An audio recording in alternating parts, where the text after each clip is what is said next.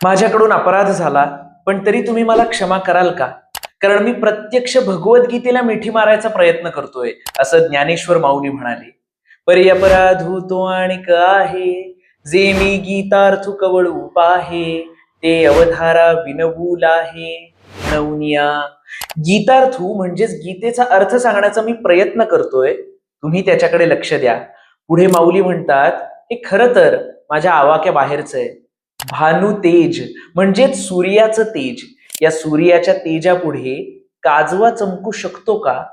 छोटीशी टिटवी, तिची इवलीशी चोच, या चोचीने कितीही प्रयत्न केला तरी ती समुद्र उपसू शकेल का? समुद्र रिकामा करू शकेल का? मित्रांनो, अशाच व्हिडिओसाठी आत्ताच सबस्क्राईब करून ठेवा. माऊली म्हणाले, मी नेणतू त्यापरी. नेणतू म्हणजेच अजाण, अर्थात मला तेवढं ज्ञान नाही. ज्या माऊलीचं नाव ज्ञानदेव ज्ञानेश्वर, ते माऊली म्हणतात की मी अज्ञानी. आपल्यासारख्या माणसांनी तर मग स्वतःला काय म्हणावं? तरीही माणसाला त्याच्याजवळ असलेल्या ज्ञानाची प्रौढी मिरवायची असते, त्या ज्ञानाचा अहंकार असतो. मात्र इथल्या प्रत्येक ओळीमध्ये, प्रत्येक ओवीमध्ये माऊली केवळ हेच सुचवू पाहतायत की मी कोणी नाही. माणसाचा हा मी जोपर्यंत जात नाही तोपर्यंत अहंकाराशी मैत्री टिकून राहते. पटल्यास लाईक नक्की करा.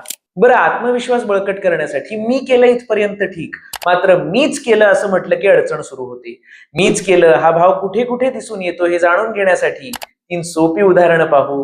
यशाचं संपूर्णपणे श्रेय स्वतःकडे घेणे. एखादं काम जेव्हा पूर्ण होतं तेव्हा बऱ्याचदा ते सांघिक यश असतं. कधी कधी एकट्याचं यश दिसत असलं तरी पडद्यामागे अनेक हात असतात.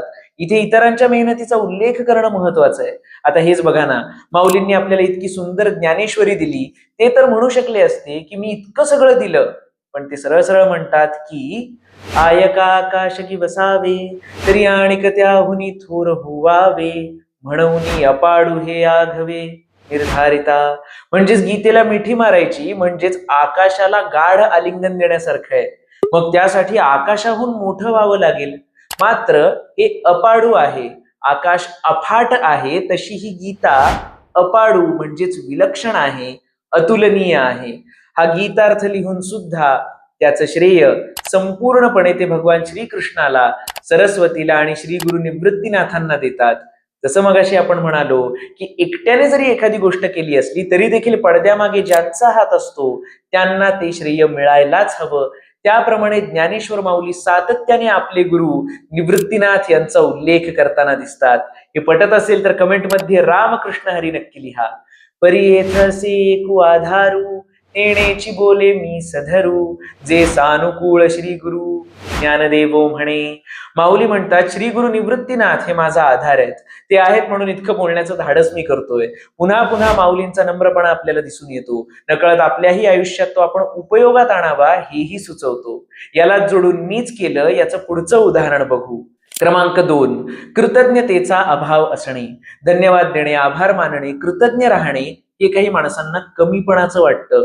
कृतज्ञतेच्या या अभावामुळे माणसात दुरावा यायला सुरुवात होते. मात्र माऊली जेव्हा श्री गुरु निवृत्तीनाथ माझा आधार आहेत असं म्हणतात तेव्हा ते त्यांच्याविषयी कृतज्ञ आहेत हे पदोपदी दिसतं. त्याचबरोबर ते ज्ञानेश्वरीच्या श्रोत्यांविषयी देखील कृतज्ञ आहेत. ते म्हणतात, श्रोते मला लेकरू समजून माझं ऐकतात. जैसा स्वभाव माय बापांचा, अपत्य बोले जरी बोबडी वाचा, तरी अधिकची तयाचा संतोष आधी. लेकरू कितीही बोबडं बोललं तरी देखील आई वडिलांना आनंदच होतो, कारण ते त्यांचं लेकरू असतं. मग पुढे माऊली म्हणतात, मी सुद्धा तसंच तुमचं लेकरू आहे.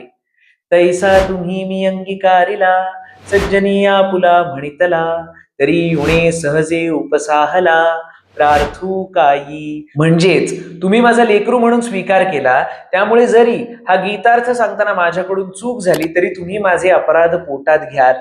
ही आहे कृतज्ञता. कृतज्ञतेमध्ये सहजता आहे. मात्र मीच केलं हा भाव व्यक्तीला कृतज्ञ होण्यापासून दूर करतो. क्रमांक 3, गुरुविषयी आदर नसणे. निरनिराळ्या रूपात प्रत्येकाला गुरु लाभतो. गुरुविण कोण दाखविल वाट हे माणसं जाणतात तरी देखील गुरुलाच विसरतात. इथे माऊली मात्र गुरुविषयी अत्यंत आदर बाळगून आहेत. येरवी तरी मी मूर्खू, जरी जाहला विवेकू, तरी संत कृपा दीपकू, सोजवळू असे. भगवद्गीतेसारख्या महान ग्रंथाला आलिंगन देण्याचा मी प्रयत्न करतोय. हा खरं तर अविवेक म्हणजेच अविचार आहे असं माऊली म्हणतात. पण तरी माझ्यावर संत कृपा झालीये. माझे गुरु निवृत्तीनाथ माझ्या पाठीशी उभेत. इतकी सुंदर शिकवण देणारी माऊलींची ज्ञानेश्वरी आपल्या आयुष्याला दिशा देते, नम्र व्हायला शिकवते. व्हिडिओच्या अंती माऊलींच्या शब्दात मी देखील हेच म्हणेन, तरी न्यूनते पुरते, अधिकते सरते, करुणी घेयावे हे तुमते, विनवितू असे. अर्थात हे सगळं सांगण्याचा प्रयत्न करताना माझं काही चुकलं असेल तर मला क्षमा करा आणि समजून घ्या. ज्ञानेश्वरी आपल्या रोजच्या जीवनात कशी उपयोगी पडते यासाठी ही व्हिडिओ सिरीज बघत राहा. जगात भारी ज्ञानेश्वरी. रामकृष्ण हरी.